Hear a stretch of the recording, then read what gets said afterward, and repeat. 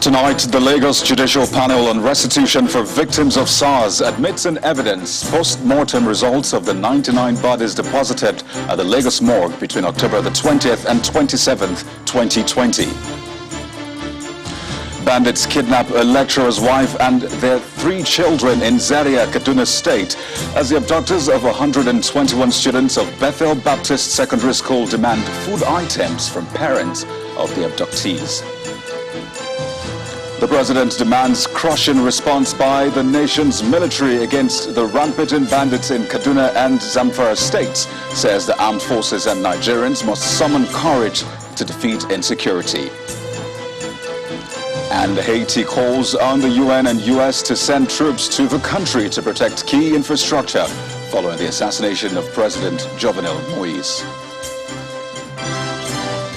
On business news tonight, financial derivatives company expects Nigeria's inflation rates to climb back above 18% in June, ahead of official report from the National Bureau of Statistics. And on sports news tonight, Ashley Barty wins second singles Grand Slam title after beating Karolina Pliskova 6-3, 7-6 and 6-3 at the Wimbledon Championship Women's Final.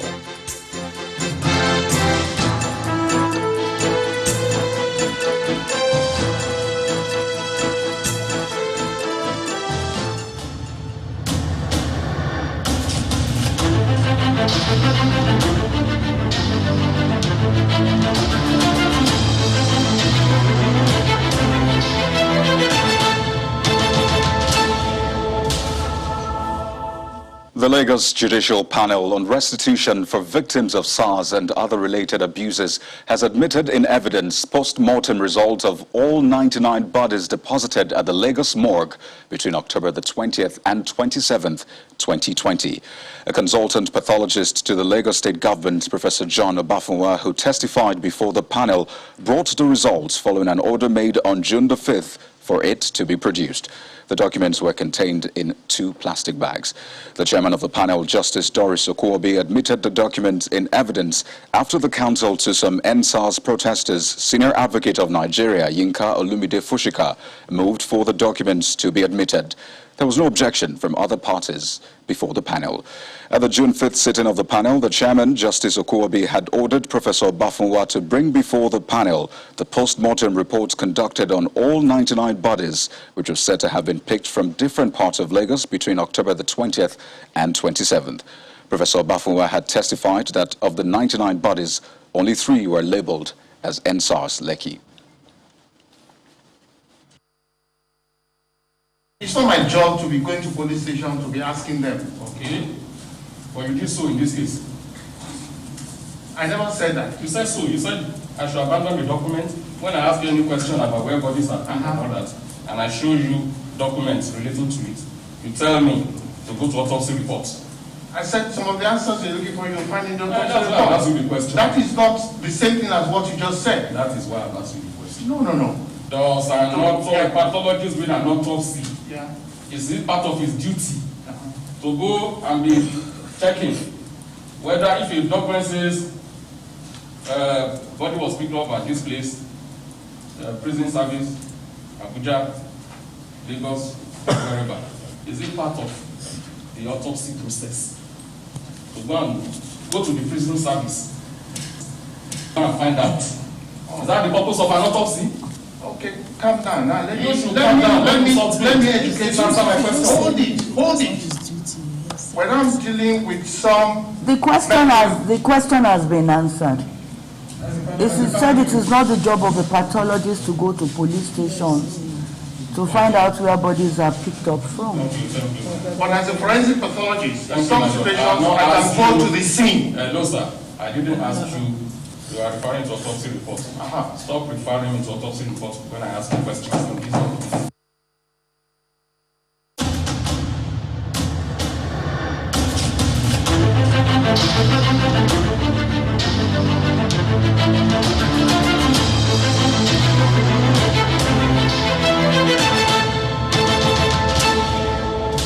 We'll bring you more on the panel proceedings during the course of the bulletin.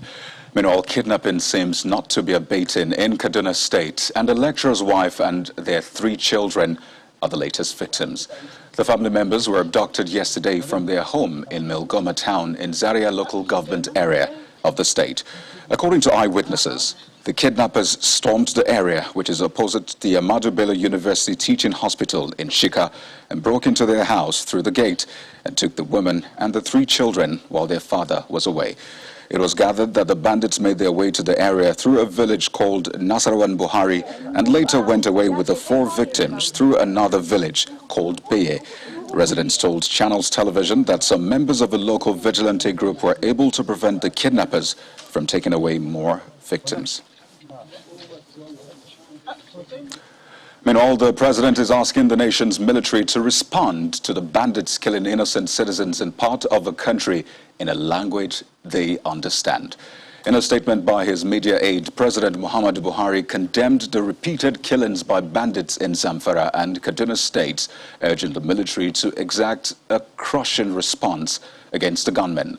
The statement reads in part, "The military and other security agencies are now working on new methods and policies that are yielding good results in many of the troubled parts of the country and calls for a crushing response to the killing of innocent citizens in rural communities."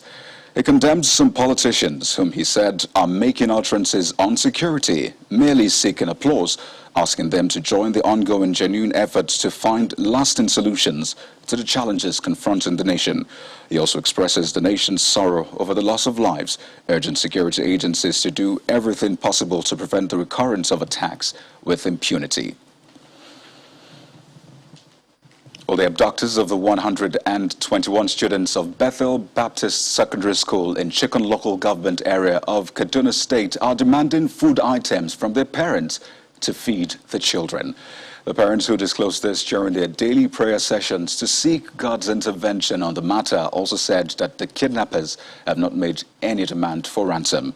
Meanwhile, the People's Democratic Party in the state is calling on the state governor to convene a stakeholders meeting that will include all former governors, retired heads of security agencies, traditional rulers, and others to find a lasting solution to the security challenges confronting the state. Since the abduction of their children by bandits last Monday, these parents have literally relocated to the Bethel Baptist Secondary School, where the attack took place. They continue to pray individually and collectively for the safe return of their children. Although the bandits are yet to make any demand for ransom, some of the affected parents tell Channels Television that the bandits have asked them to provide foodstuff for the feeding of the students, pending when negotiation will begin. Call us, they called them, they told them that this is what they want, that they wanted to bring food to feed the children in the bush. That is what we know now, as for now. While they pray for God's intervention, these parents also appeal to the government to help them bring back their children.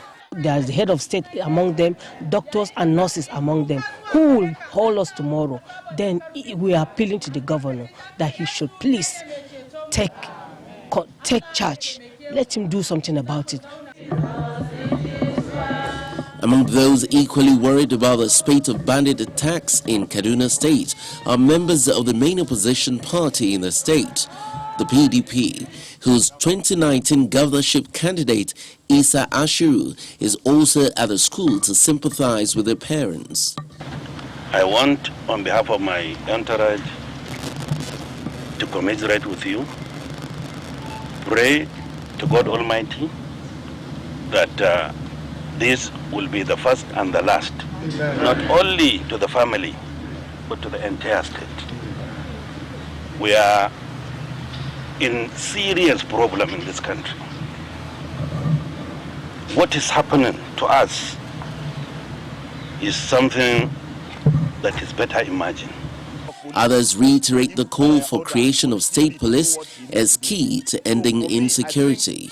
We need to decentralize the police so that states can have their police, and I believe with the knowledge that these recruits will have within the police and who are indigents, it will help in making sure that some lapses in the insecurity or in the security sector are overcome.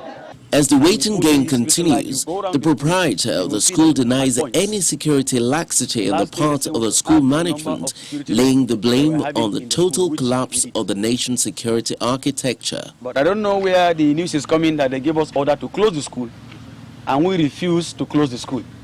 The principal is here. If I want to hear from the horse's mouth, I can allow her to say it, because their mate in the school, I was not here. And immediately she reported to me, we zoom into action. It's been 6 days since the bandits stormed the Bethel Baptist School and kidnapped 121 young Nigerians. Nonetheless, these parents say they are determined to converge here daily until their children return. Zamfara State is also facing the challenge of banditry, and the Deputy Governor, Mahdi Aliyu, is urging the people of the state to remain calm and prayerful, as according to him, effort is being made to address the insecurity situation. Mr. Aliyu said he and his party, the People's Democratic Party, are ready to support the Bello Matawalle administration in the fight against insecurity to ensure peace returns to the state. He was speaking while addressing party members and supporters in Gusau, the state capital.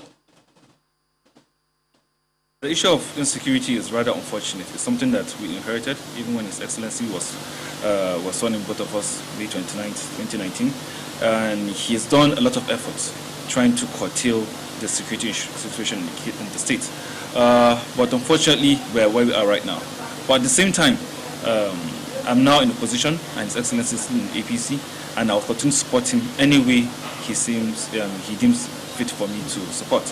Anything he asks me to do, I'll do it. And as a deputy governor, as a deputy to his administration, and I'm always there. The PDP is always there to support. Just because we're in opposition parties right now, that does not mean we want different things for Zamfara State. It's just a matter of how we want them addressed. Well, away from security, no fewer than 300 houses have been affected by flooding in several communities in Jalingo, the Taraba state capital. The flooding, which began in the early hours of today, forced many residents out of their homes and into makeshift shelters and abandoned buildings. Although no life was lost, the residents suspect that the mass of water came from the Labdo Dam in the Republic of Cameroon. An early morning downpour on Saturday morning brings flood waters to several communities in Jalingo local government area of Taraba State. What used to be people's homes now look like buildings on water, with residents salvaging what they can. Houses in Abuja Phase 1, Mayogwai, Nukai, Mile 6, Ruby and many others in the area are not spared.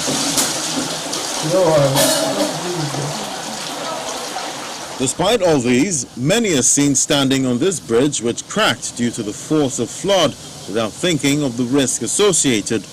Residents are forced to move upland for safety. All of a sudden, while we were lying down, I just saw water entering inside my house. In fact, immediately I opened the door, the fence collapsed. As the fence collapsed, water just started flowing in. My vehicle covered with vehicle. I didn't even remove a pin. I can't open my door right now. In fact, so many families don't have what to eat because their foodstuff, everything is inside water. So sincerely, if there is one thing we are sincerely seeking with immediate is for the government to assist people of this area with food, what they will eat for the meantime.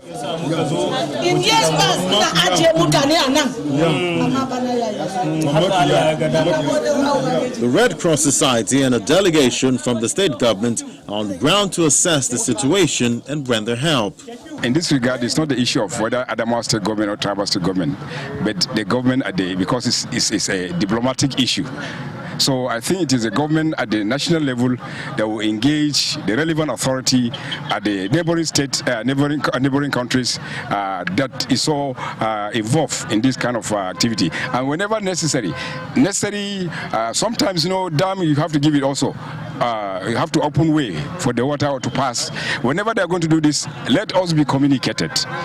I hope you understand, so that we also sensitize and also move away people that are living close to these areas. Continue to push and sensitize the people so that at least this kind of loss of properties and millions of naira will also be avoided. The state government says a sensitization exercise, which has been ongoing following a prediction on flooding, will continue, and appeals to the federal government to collaborate with the Republic of Cameroon to intimate residents whenever the Lambdo Dam is to be opened to avoid a future occurrence. In part 2, after the break, speakers at the Lagos Leadership Conference highlight what it will take to reposition organizations and the country in the post-pandemic era. Stay with us.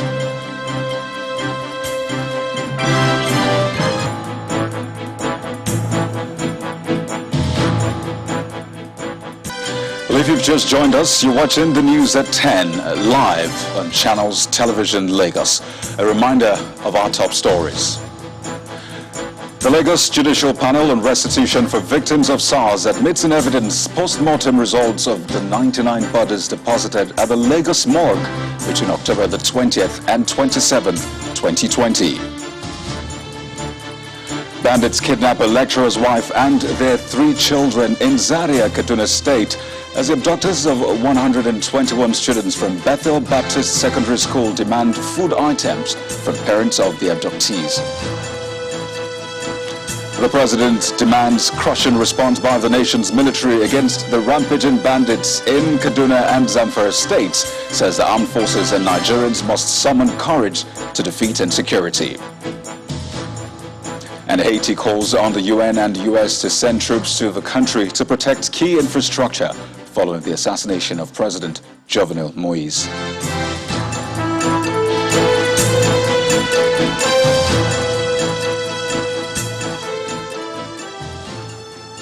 Many lives have been lost to boat accidents in Nigeria over the years, and to avert future occurrences and address environmental degradation which leads to some of the mishaps, the Hydroelectric Power Producing Areas Development Commission HYPERDEC has flagged off the cutting of tree logs and removal of debris on Kainji and Shiroro lakes in Malale, Borgu local government area of Niger State.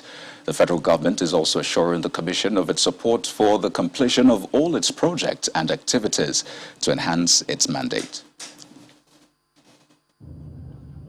The Kainji Dam on the River Niger and Shiroro Dam on the River Kaduna are 2 of the 3 largest dams in Nigeria, mainly for the purposes of hydropower generation and irrigation. However, the challenges posed by these dams include ecological and environmental issues, as well as displacement of persons and loss of lives. To mitigate the menace of both mishaps and the environmental challenges faced by host communities, the Hydroelectric Power Producing Areas Development Commission, in partnership with the National Inland Waterways Corporation, has flagged off the cutting of tree logs and removal of debris on Kainji and Shiroro lakes. We believe that this exercise will bring succor. It will ease the indigenous of this area, the inhabitants of these communities. This tree cutting will reduce their suffering. It will alleviate the hardships they have experienced over time. The recent accident we had, over 160 passengers were in the boat, and over 120 of them died, were not recovered. So I'm sure if these trees were reduced to the barest minimum size, there may not be any need for the boats to hit them. The project also has the support of federal lawmakers who are optimistic that it will bring succor to the affected communities. We believe we will continue to give this support to HYPERDEC because they have much more work waiting for them. This is just a flag off. Remember, Shiroro Lake is also there. The people in that area also are waiting for this same intervention. I have no doubt in my mind that the quality of work that will be done here will benefit our people. The hyperdeck has been saddled with the responsibility of handling all ecological problems caused by the overflow of dams. While the project is expected to minimize the negative impacts caused by the dams, the people hope that the Commission will work towards fulfilling its mandate in the shortest possible time. Parents of survivors of the tanker accidents that claimed the lives of 7 children in Uwe Delta State are calling for financial help to take care of their hospital bills. They have been narrating their efforts so far while they plead with the federal government and well-meaning Nigerians as well as state government to come to their aid after health officials at the hospital requested for payment before their children receive further treatment. Meanwhile, the state government says it is saddened by the death of the pupils.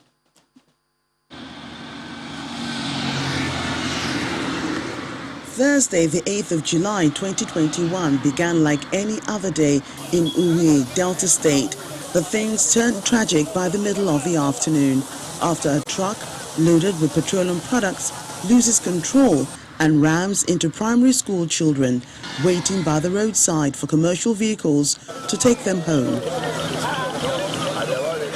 7 of the children die on the spot opposite the Army's 3rd Battalion barracks in Ifo. 4 others are receiving treatment for their injuries. When news of this tragedy reaches the government house, a delegation is sent to the Army Day Children's School to get more details, led by the Speaker of the State House of Assembly, who represents the Governor, Ifeanyi Okowa. He's accompanied by the Commissioner for Secondary Education and the traditional ruler of Uwe Kingdom. Once at the school, the assistant head teacher gives a clearer picture of the tragic incident. One of the teachers in primary 1 and then the copper were very close. They were the people that helped to rescue their children. That is how it happened. And by yesterday now, I think I got home to 7 yesterday. Yesterday now we discover that we've already lost 7 of them, but all identified.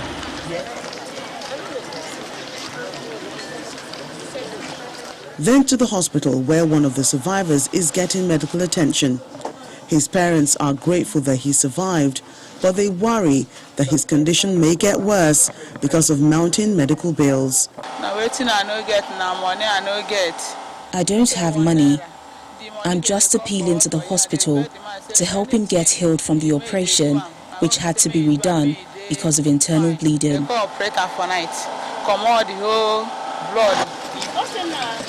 The state government condoles with the families of the victims. I know it's very painful. It's not something that is easily, they can easily forget. But they should take it easy. The state is with them. Our prayers and thoughts are with them. We went there to see the 4 taking the treatment. It's only 1, 2 we are referred to Ogara. We are unable to reach them. And we saw the family of the ones that are taking treatment. And by His grace, we pray that God should help them so that they recover quickly. The government also asks the police to get justice for the victims by stepping up their investigations and arresting the driver of the truck who fled the scene. The 3 major social-cultural organizations of the Tiv, Idoma and Igede people, the ethnic groups in Benue State, have condemned what they describe as media attacks on Governor Samuel Ortom by perceived enemies of the state. The president of the group, who briefed the press on behalf of the 3 major ethnic groups, says Governor Samuel Ortom has the mandate of the people to speak and uphold the law which bans open grazing. He called on the federal government to treat all criminals as equal before the law.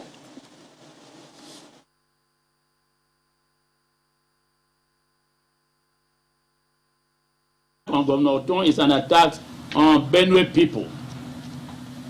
And I want to tell you, anti-open grazing has come to stay in Benue State.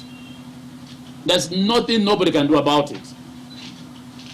The material sits at Abuja and says anything. Saleh. There was a time, I think, July 4th, that paper Punch. Who published it? Babajide. I was this side, Sally was this side. Crossfire. He says anything and nobody says anything.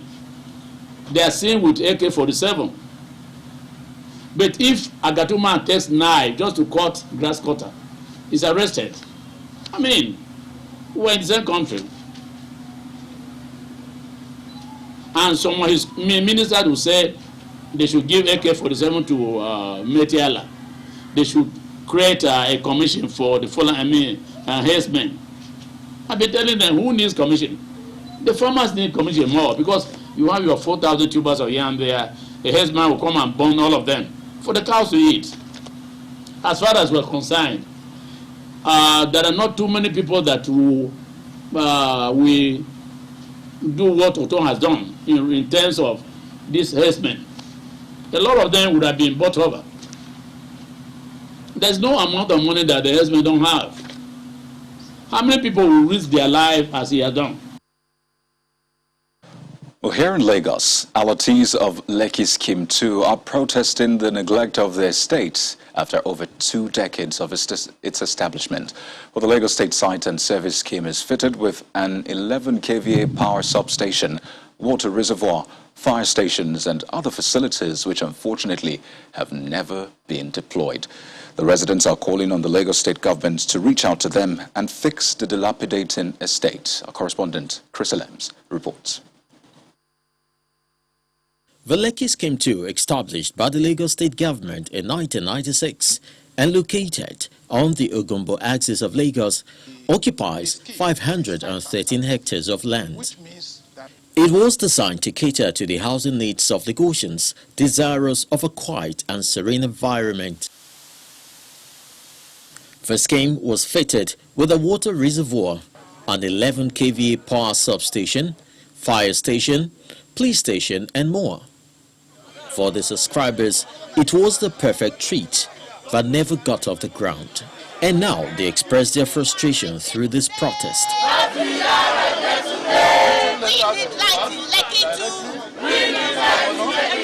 This compound, which houses the 11 kVA substation, is in a deplorable state, and the equipment provided, which were never deployed, are either abandoned or vandalized.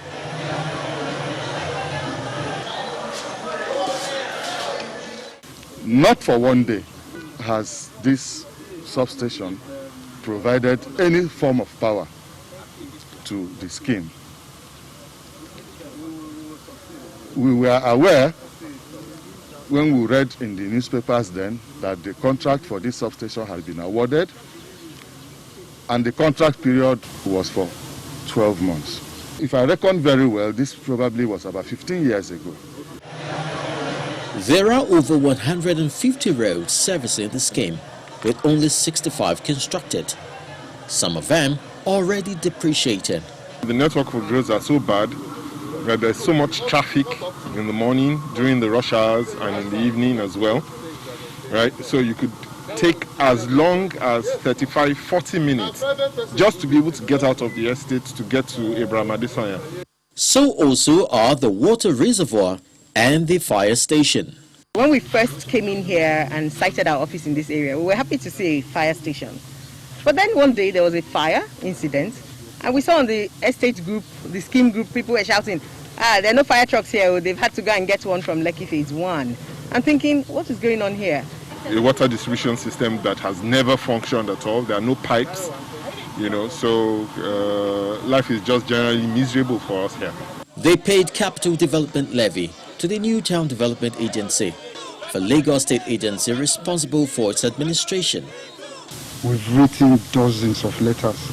All the ministries were also aware. We're trying to at least create an awareness. We are living here, we pay our taxes. The general manager of NTDA, Olakunle Aboyeji, blames paucity of funds amongst other issues as factors that impeded the development of the scheme. There was a problem of connection to the feeder in Ajah that time. That one stalled the projects. And we want to resolve the issue now to connect to the feeder designated for Lekki Peninsula Scheme 2 and Fairmount Garden. In 2019, we invited Water Corporation but it seems to us that they are not ready to take over the place. While applauding the relationship that currently exists between this agency and the allottees, he calls for patience. I'm just telling them, with the rapport that we have, with the friendship that is going on, we can do a lot.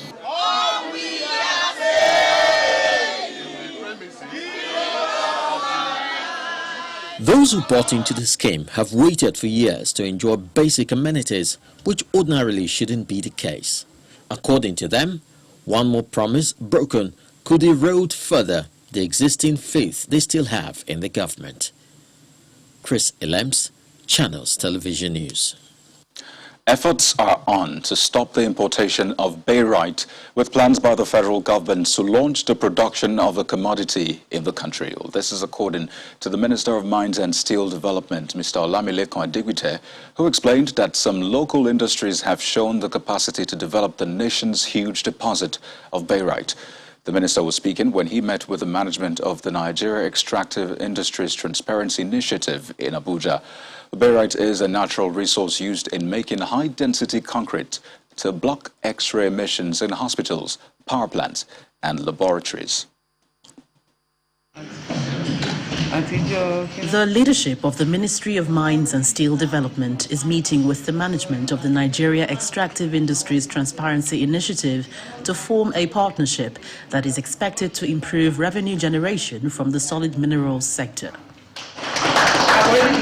NATI has the mandate to reconcile what companies pay to government and what government receives in taxes, royalties, rents, and all statutory titles and payments in the extractive industry. The management of the transparency body wants increased information sharing with the ministry to achieve its mandate. We are here to ask that you take some special interest in our work because it will support the reforms that you are generating. When you have data that you can rely on, and this data you can use this data to institute very sound governance. For instance, in royalty, your ministry has been giving us all the cooperation, I must confess, and all your key parastatals. But we could deepen that engagement further. According to the latest NATI report, Nigeria realized 496 billion naira from solid minerals between 2007 and 2019. NATI started the reconciliation of payments in the solid minerals sector in 2007. Nigeria is blessed with huge deposits of solid minerals, amongst them gold, tantalite, barite, limestone, bitumen, kaolin, and topaz.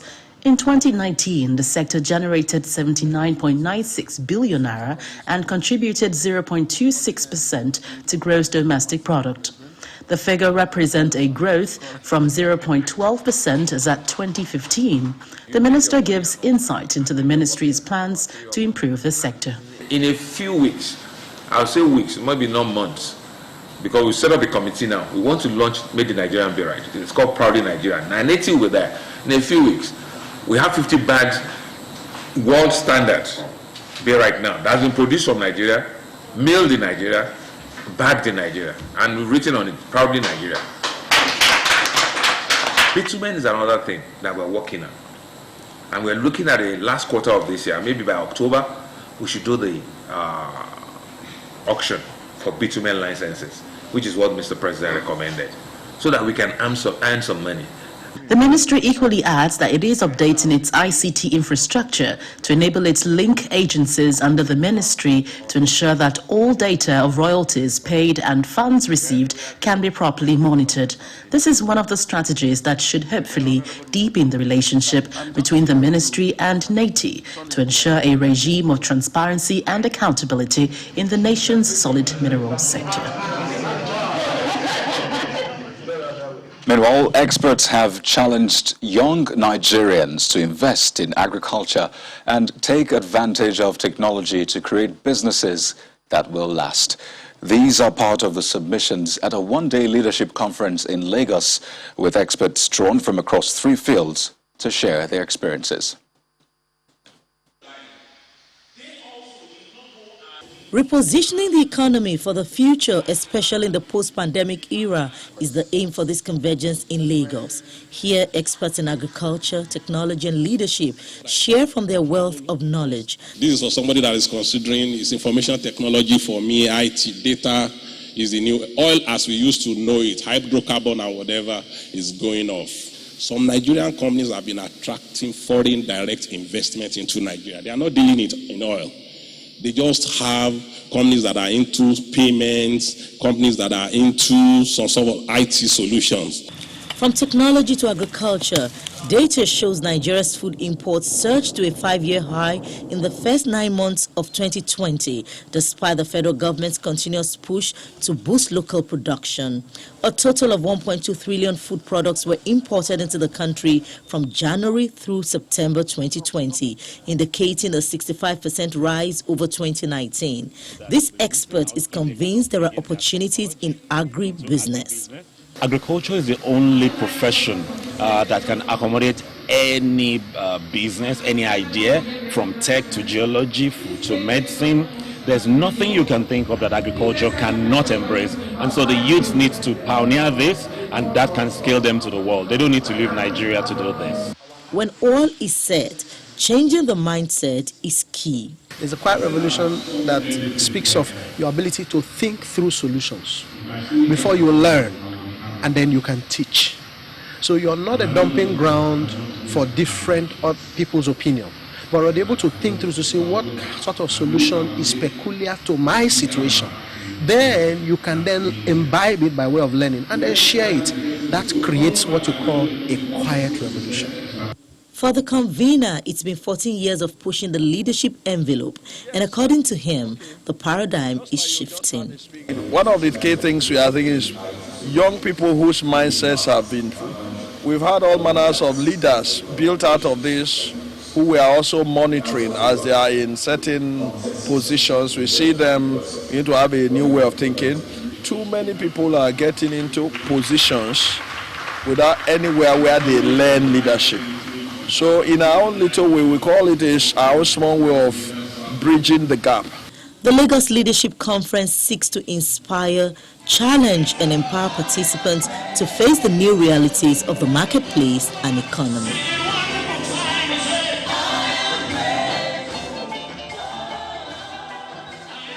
The federal government says it is strengthening its economic diplomacy by showcasing goods exported from Nigeria in over 100 countries as part of the steps to promote the country's position in regional and global trade. The Minister of Foreign Affairs, Mr. Jeffrey Onyema, stated this during a meeting with the Executive Director of the Nigerian Export Promotion Council, Mr. Olusegun Awolowo, in Abuja. Mr. Awolowo is confident that the plan will earn the agency $30 billion from non-oil exports by 2025. We have them in Germany. The Ministry of Foreign Affairs has a comparative and unique advantage to be physically present in over 100 countries in the world. Now, this represents truly a unique opportunity to leverage on that presence in over 100 countries to trade our goods, to export our goods. And it's been a real pleasure working with you to bring this about. And, and if we know that there's so many countries, well, not so many, but a number of countries around the world that are not blessed with the natural resources that we have, but yet through trade have transformed their societies and have become, number one, major economic powers. In engaging with a number of countries, we have seen that, especially in the agricultural sector, with agricultural products, exporting agricultural products, that the phytosanitary aspect is very important. We are being denied market access into a lot lot of countries because of the quality of the products and especially, agricultural products. And this is costing us huge resources. So I think that your agency also has a lot of work to do, and I think you've identified that in building up this capacity to ensure that those products that we're trying to get out there, engaging with the MSMEs and all the others, raising the level of awareness and making them competitive is absolutely key in this context. Well, let's take you back to our lead story. The Lagos Judicial Panel on Restitution for Victims of SARS and Other Related Abuses has admitted in evidence post-mortem results of all 99 bodies deposited at the Lagos morgue between October the 20th and 27th, 2020. When the Lagos State Government's consultant pathologist, Professor John Obafunwa, testified before the Judicial Panel on the 5th of June, the panel ordered him to bring before it the post-mortem reports conducted on all 99 corpses said to have been picked from different parts of Lagos between the 20th and the 27th of October 2020. The panel made the order at the instance of a counsel to the NSAS protesters, Senior Advocate of Nigeria, Yinka Olumide Fushika. At the proceedings on Saturday, the panel admitted the autopsy reports and compact disc which came in 2 polythene bags. NSAS CDs number 1 to 99 of victims of NSAS are admitted together and marked Exhibit K. This was followed by a cross-examination of the expert witness. First was the issue of how many of these bodies had been identified. The pathologist uses the opportunity to appeal to families who have lost relatives to come forward for the DNA identification. There was a public announcement for people to come and identify. Am I correct? There was a public announcement that they should come to our department to initiate the process of identification. Yes. Not to just come, point at the body, and take that body away. No. Thank you. How many families turned up? I think maybe not more than about 15 families or so. Okay. Bodies must be identified, and that's what I stand for. So, yes, those bodies are there. They have NSAS labels, but I think families, I want to appeal to them, should come forward, provide the reference samples, and they don't have to pay for it. And let us do the identification. The council then made this submission as to how he intended to continue. There are 99 corpses. Only 3 came from Lekki. Others came from somewhere else.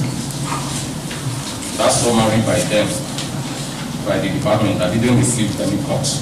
May be mistaken. And I want to prove it. The council proceeded to take the witness through the specifics, bordering on the identity of those who picked the corpses and where the corpses deposited in the morgue came from. And this exchange followed. It's not my job to be going to police station to be asking them. Okay. But you did so in this case. I never said that. You said so. You said I should abandon the document when I asked you any question about where bodies are and all that, and I show you documents relating to it. You tell me to go to autopsy reports.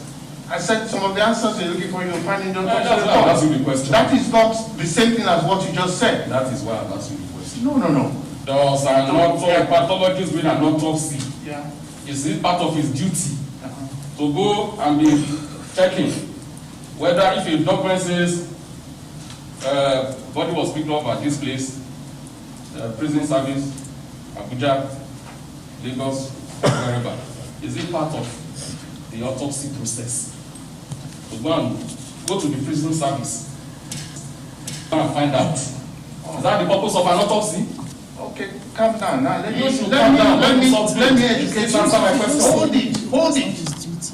When I'm dealing with some... The question has been answered. It is said it is not the job of a pathologist to go to police stations to find out where bodies are picked up from.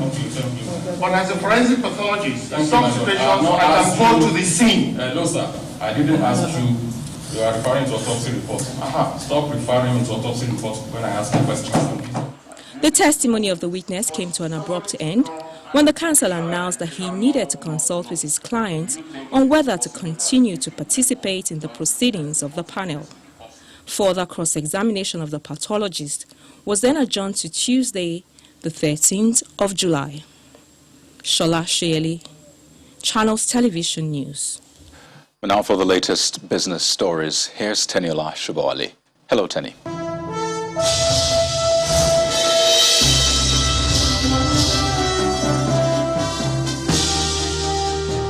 Hi, Kaide. Good to see you. Welcome to Business News.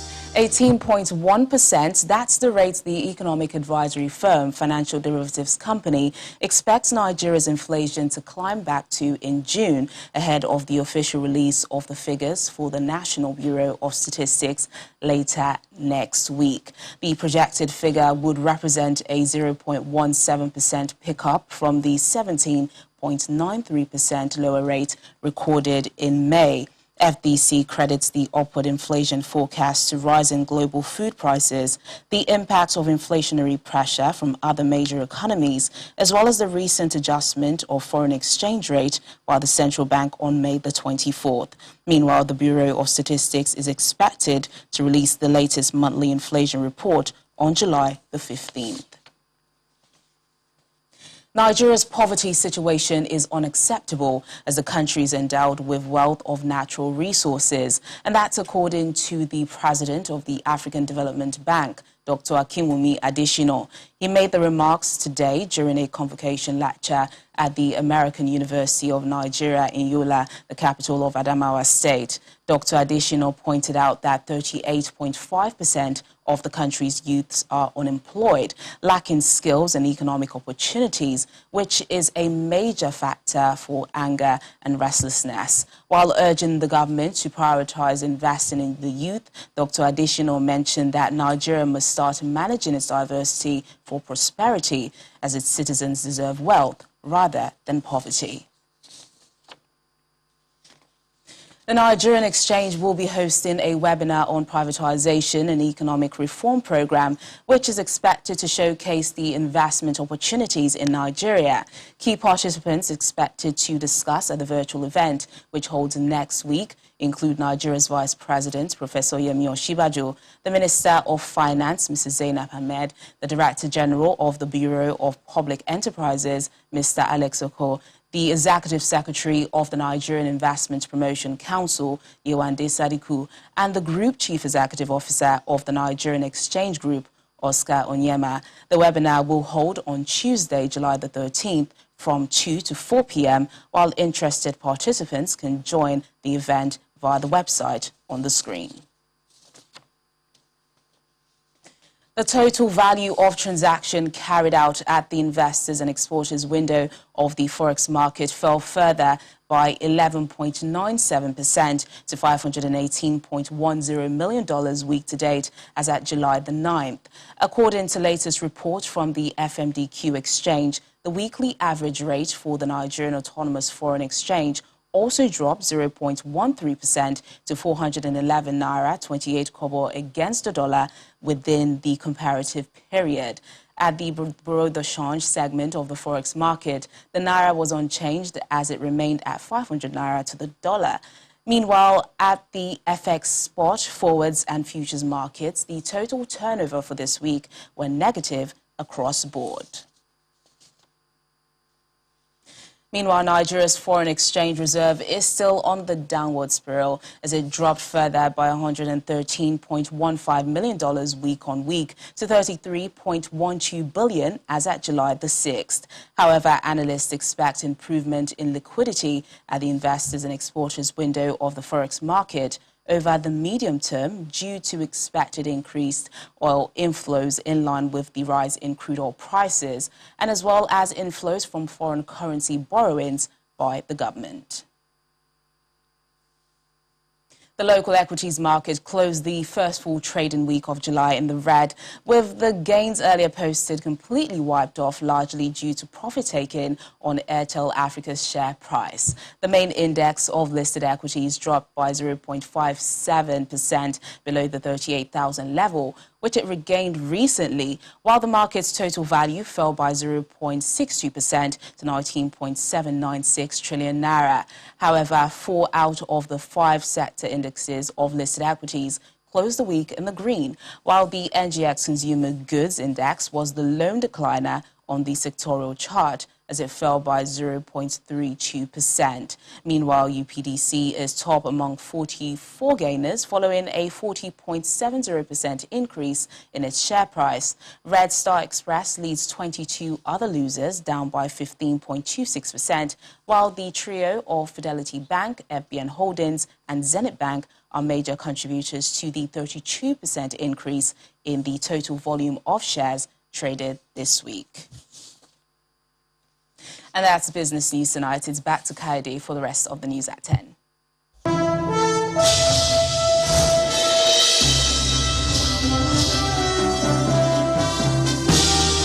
Thank you, Tenny. The world of sports is buzzing, and Kayode Alayonde has the details.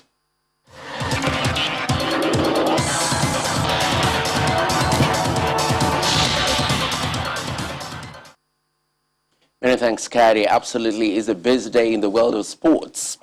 In football, England will be hoping to end a 55-year trophy drought when they face Italy at Wembley in the European Championship final.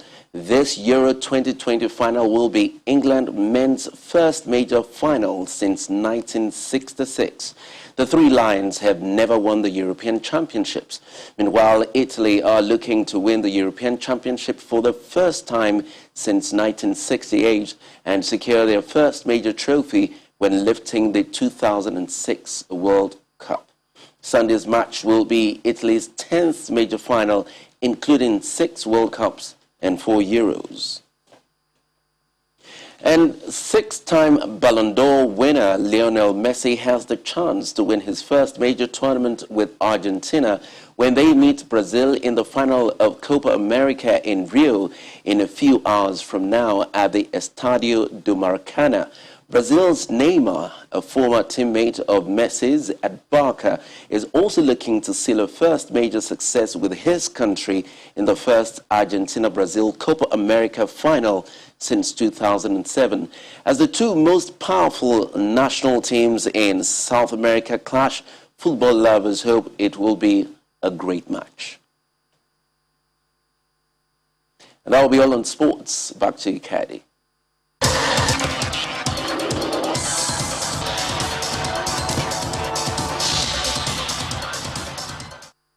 Well, thank you, Kayode.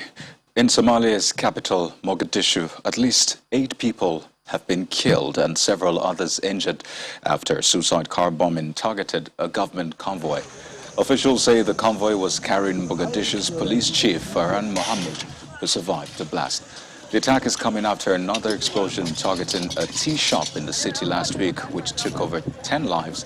It has been claimed by the Al-Qaeda-linked group Al-Shabaab.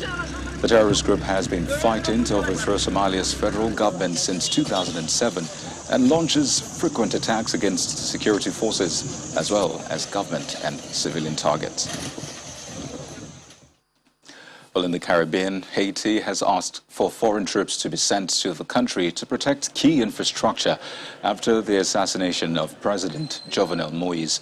The request was sent by the government to the U.S. and the UN, but the U.S. says it has no plans to offer military assistance at this time, but has deployed FBI and Department of Homeland Security officials to Haiti to help in the investigation. Haitian police earlier said a group of 28 foreign mercenaries killed the president on Wednesday. After a gun battle in the capital, Port-au-Prince, 17 of them were detained. Australia's state of New South Wales has reported its biggest daily rise in locally acquired coronavirus infections this year. There were 50 new cases of community transmission compared with 44 a day earlier, the previous 2021 record high. Well, here's more on this and other coronavirus developments.